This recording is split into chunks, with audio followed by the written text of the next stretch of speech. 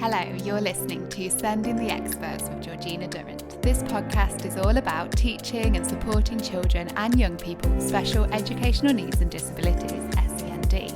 My name is Georgina Durrant. I'm the host of this podcast brought to you by Twinkle SEND. As a former teacher in Senko myself, I wanted to create a platform to share some of the amazing things that my guests are doing to support learners with SEND. So whether you're listening on your commute, tuning in whilst walking your dog, or curled up on the sofa with a nice cup of coffee, so much for joining us.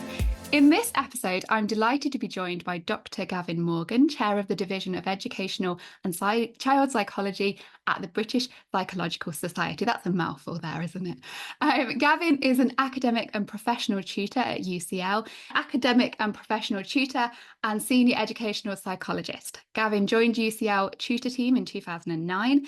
Since 2006, Gavin has worked as a senior EP in Cambridgeshire and is now a senior EP in Northamptonshire. Prior to this, he was a specialist senior EP for behaviour and inclusion in Warwickshire and spent 4 years as a main grade EP in Coventry City Council. After completing his degree in psychology in 1993 and following a PGCE, Gavin was a school teacher in Northamptonshire before completing his professional training in educational psychology at the University of Bristol in 2000, from where he was awarded a doctorate in 2011. Wow. Hi, Gavin. Hi, good afternoon.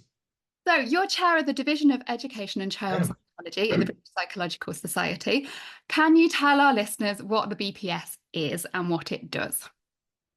I can try. The BPS, British Psychological Society, it's essentially a charity, but it exists to promote psychology to society.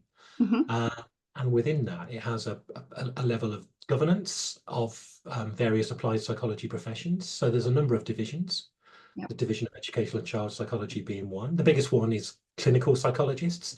Yep. So also what it does in terms of professions, it's kind of sets standards and targets for training. So it kind of inspects training courses, and it has various ethical standards that applied psychologists need to adhere to. And the Division of Educational and Child Psychology, which is the professional body I'm chair of, represents educational psychologists. And within that, we're a professional body that represents the interests of educational psychologists. And we can therefore liaise with government, liaise with the DFE, people in power. So it's a very exciting time with a change of government. Yeah. We've been doing lots of lobbying of politicians and new people in government, trying to influence policy and practice to support the interests of educational psychologists.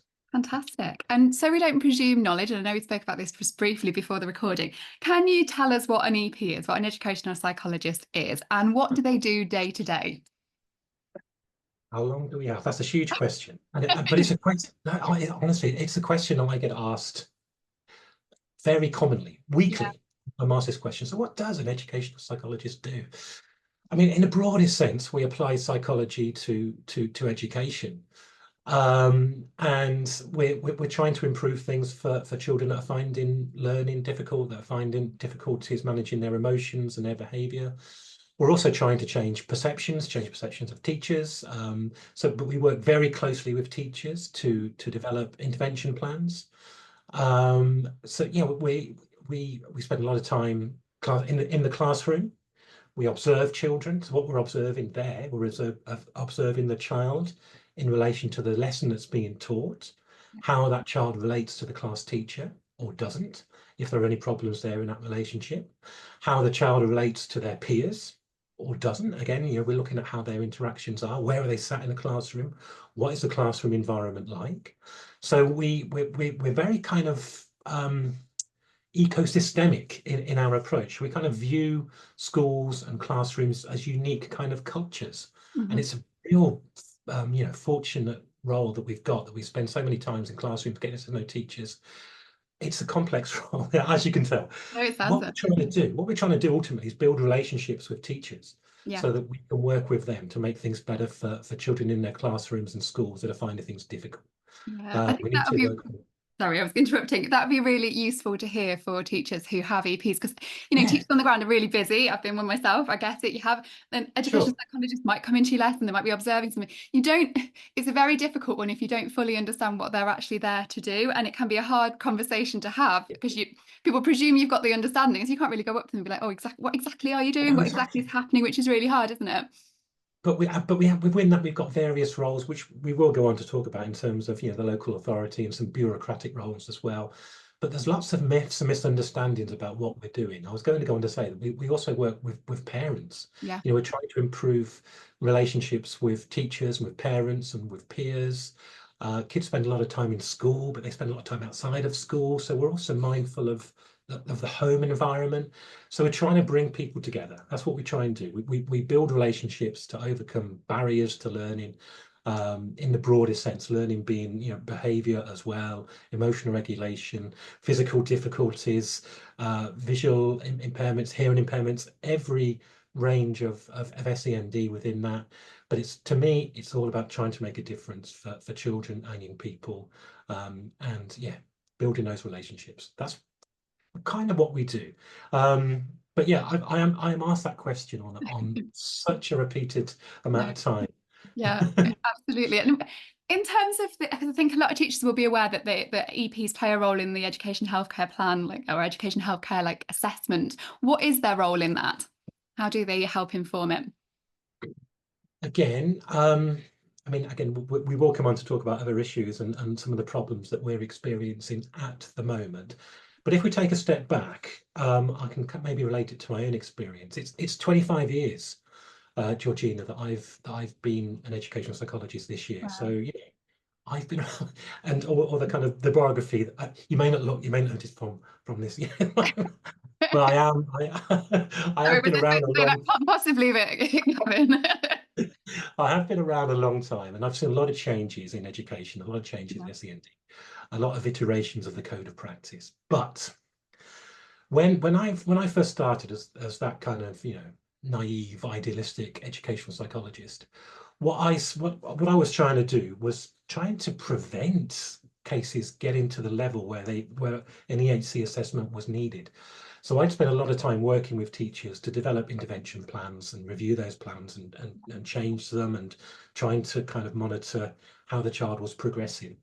And back in those days, if a school made a request to a local authority for what was then a statement, Yeah. I'd kind of view that I'd failed somehow Oh, because right. my psychology clearly hadn't had the impact that I wanted it to. Oh, Um, interesting. I I wasn't mean, expecting you to say that. Yeah. yeah. So I'd be thinking, what have I done wrong here? Clearly, there's always going to be, many children with profound needs, profound difficulties and disabilities that are going to need an extra level of support. But there's some children I think, okay, I want to try and ensure they don't get to that level. How can we change their learning environment? How can I support that teacher to provide the intervention without it getting to the stage where they Mhm. need to ask the local authority for extra help? So, back in those days, I viewed it as somehow my fault if it went to that level. I mean, we're getting to the stage now where, because, and again, we'll explore this later, I'm sure, because of the lack of educational psychologists, Yeah. sometimes the only way that a school can get to see Yeah. somebody is to make an application for an Yeah. EHCP.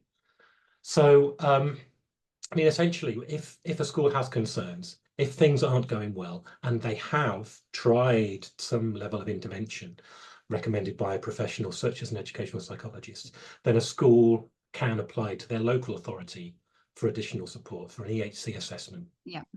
And we've got an important role to play in that as psychologists. So that goes to a panel at their local authority. The panel sits and decides and looks at the evidence.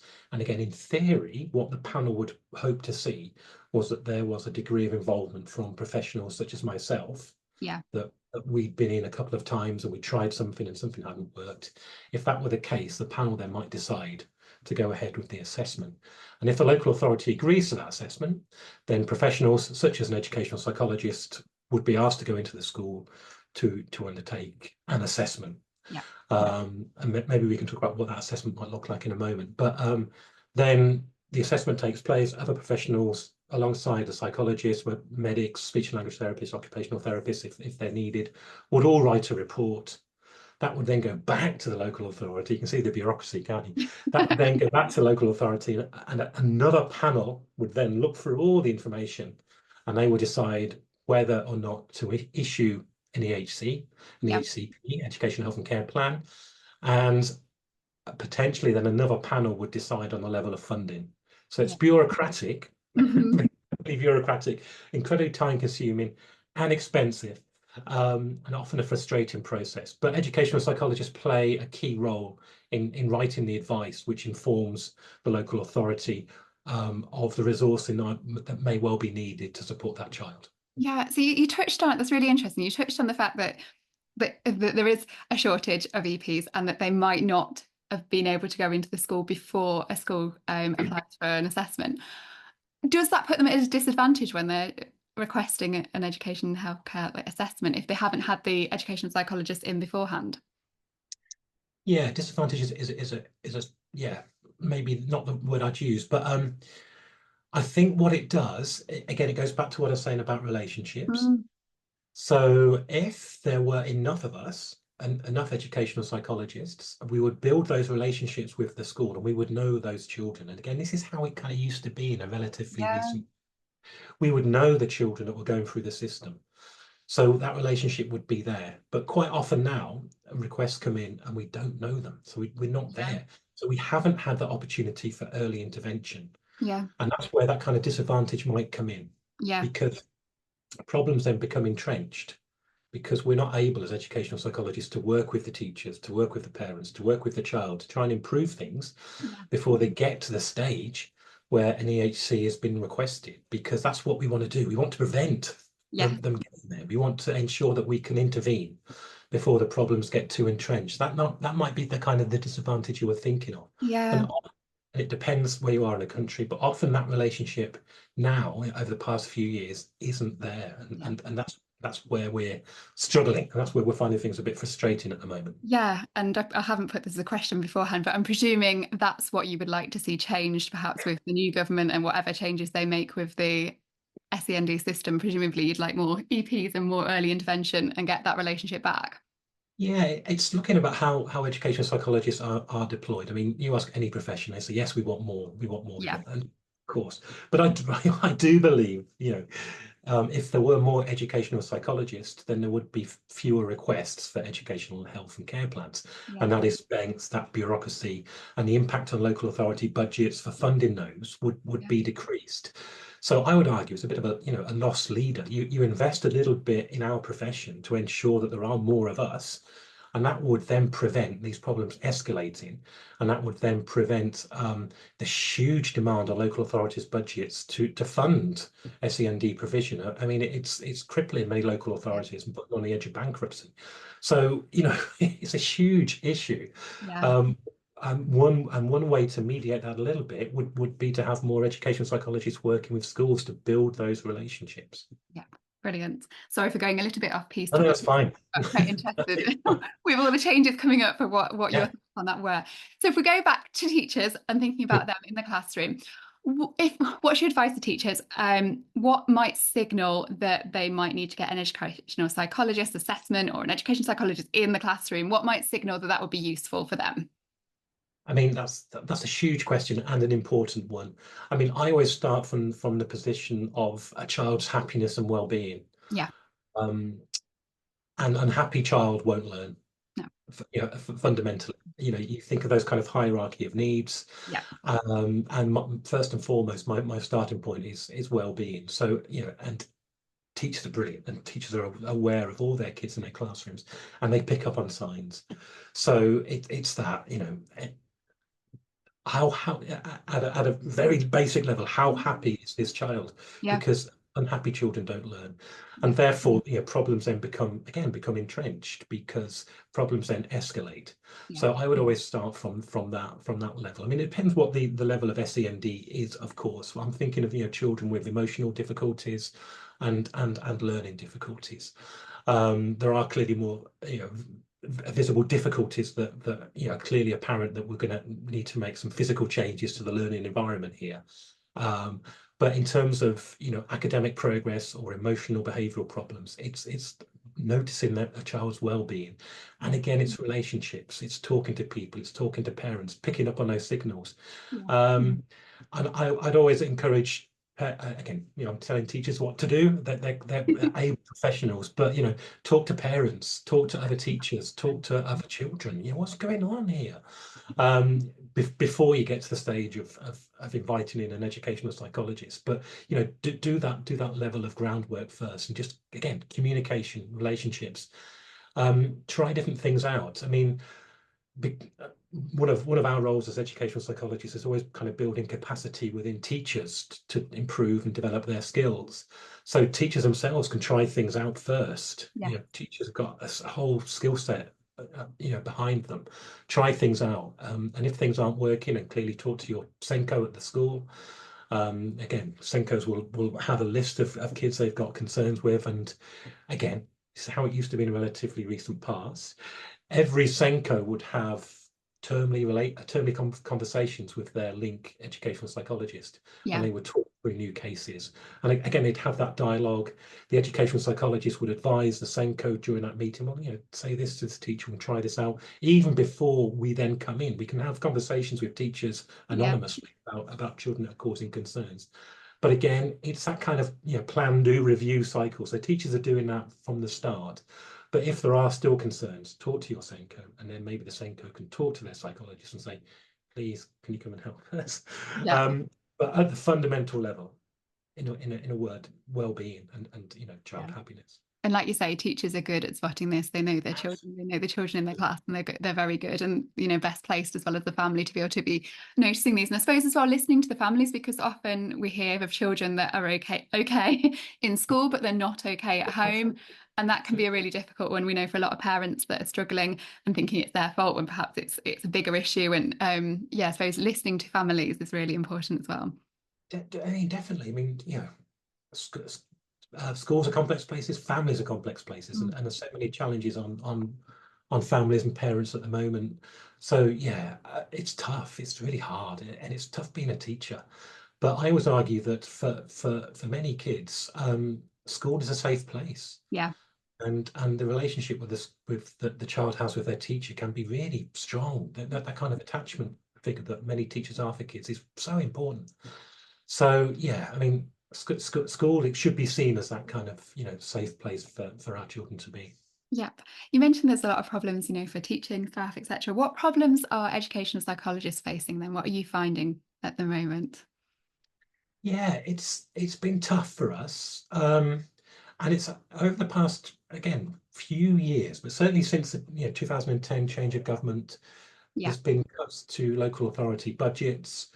And one way that some local authorities responded to this was they began asking schools to buy in educational psychologist time. So Yeah. what was previously freely delivered by the local authority, to provide some of the shortfall in funding, many schools were asked to buy Oh my time for goodness. educational psychologists. I mean, which there's a whole host of ethical questions about Yeah. that. And Yeah. you weren't aware of that. No, well, I think I was to some extent, but I wasn't aware that it was such a jump that suddenly it was free, and then they had to opt. Yeah. It's different throughout the country. So there is a bit of a postcode lottery about this to some Yeah. extent. But many local authorities, to provide that shortfall in funding, they entered into service level agreements with local authorities to provide funding that was normally free. And that's one problem. And I'm not ethically wholly sure that's a good idea, because a need is a need, and it shouldn't necessarily come out of the school's budget. And Yeah. there's a whole host of questions. Yeah. That's one problem. But and more recently, and again, I'm thinking kind of, there's been lots of cuts to local authorities' budgets and support services and structures that were there in a relatively recent past. Sure Start, children's centres, those kind of things have gone. So in the last 15 years, we've gone from there being lots of kind of support community structures for all children, not just those with SEND, but all children in the community, to have access to high levels of support from the local authority. That's gradually been chipped away, withered away. I mean, we're still there because we've got the statutory role, but many services have just gone. Yeah.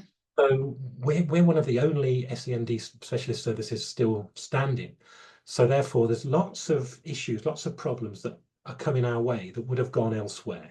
Yeah. So we're picking up more problems, we're picking up more entrenched problems. Hmm. And there's less of our time because schools have been asked to pay for it, and some schools haven't got the budget to do that. So again, it all exacerbates these problems. You can see where I'm coming from. Um, and a lot of the time, I mentioned this a moment ago, but the only way that a school can get to see an educational psychologist is to make an application for an EHCP. Yeah. So again, we've been asked to do more and more, Mhm. sometimes quite a later stage than we'd want to when the problems have become entrenched. And this is having an impact on us as a profession. Yeah. It's making my profession feel demoralized, feel stressed, feel Yeah. unhappy. Um, the statutory role, the EHC role, is an important one, but it's not the only one that we've got. And Yeah. a lot of psychologists get frustrated because we're not able to provide that early intervention. Gosh, yeah, that So, must be really hard. so all we're doing, all is again doing a lot of heavy lifting. All we're doing is a lot of reactive work when things Mhm. have become deeply entrenched. And educational psychologists are thinking, if only I'd been in 6 months before, if only I'd been in a year ago, I could have put this in place and we could have prevented this problem escalating. So it's Yeah, very that's really hard. demoralizing. Because I recently read the BPS recently published some research that sort of reiterates what you've just said, that shows over half of all EPs say they feel unable to support children and young people with their current workload. And I suppose similar to what you're saying, isn't it? Yeah. Can you tell us That's more about that then, that sort of research that was out, and what you think what can be done to improve the situation, I suppose? Yeah, of course. I mean, just before the general election, the BPS, the British Psychological Society, put out a manifesto for the incoming government, and part of that, a big part of that, was about educational psychologists. And the Yeah. BPS said, "Look, if we're going to take this position, we need some evidence." So we did a workforce survey over the summer, and it was quite stark that the evidence that we got. So this is brand new, fresh evidence that we've got about the kind of impact of this on our profession. And what we're finding is that many previously employed local authority educational psychologists are leaving local authorities. And what they're either going into private practice or they're becoming a locum psychologist because, again, if all you're doing is advice for educational health and care plans, you can earn Mm. more money by becoming a locum and getting employed to do the same job. So, Oh, many goodness. psychologists are leaving to become locums. And there's also kind of private enterprise companies as well that are now employing psychologists. And yeah, they're doing a great job, but what they're not doing is the statutory work. So, but they are able then to provide that, build those relationships with schools, Yeah. but because but it's still the local authority EP that legally has to do the advice. Do you see what I mean? Absolutely. Private psychologists can't do the It statutory advice. It must be hard though. I imagine if you've trained as an AP and then you become it, and but you don't want to perhaps just be doing I don't, I don't, the I, assessments. You want to be exactly, helping at the start. That's why people go into these jobs, isn't it? Why teachers go exactly. into teaching. You want to be there at the start to make a difference. So you Yeah, can start kind of see, even if it I know, wasn't to do with money, why people would do that, because they want to I be know. there at the beginning. You're absolutely right. No educational psychologist went into this career to write reports, to be No. a bureaucrat. It's an important part of what we do at the moment. But nobody, if you speak to you know, psychology graduates or those thinking about their career, no one says, "Do you know what I want to do? I want to sit at my desk and write reports all the time." We want to be in schools. We want to be Yeah. building those relationships, working with teachers, but we're not being able to do that because again, it's different throughout the country. But our, research findings suggest a lot of educational psychologists, all they're doing is the bureaucratic report writing, which isn't necessarily making a difference for the children that really do need our support. Yeah. And so we've mentioned about local authorities having to buy in EPs. What do you think about some academy chains employing their own educational psychologists rather than the ones from the local authority? Is that good, or is that a bit of a conflict of interest? Yeah, I mean, I touched on it just now. Yeah. I can understand why many local authority EPs might find that an attractive thing to do because they're able to work directly then with schools that like they were trained to do. But what it's having is having that kind of acute negative impact on those psychologists that are still employed by the local authorities, because they're the ones that legally have to write the statutory advice for the local authority.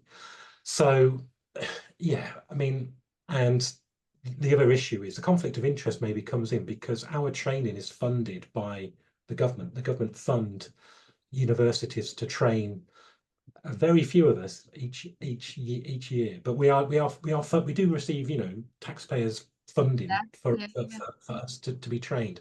So therefore, the Department for Education therefore hope that we go and work in local authorities and, make a difference and write the advice for all these plans. But that's not happening. So yeah, it's probably, yeah, I can see why many psychologists might think that's an attractive career option, but it's having an acute level of difficulty on those educational psychologists that are still employed by local authorities.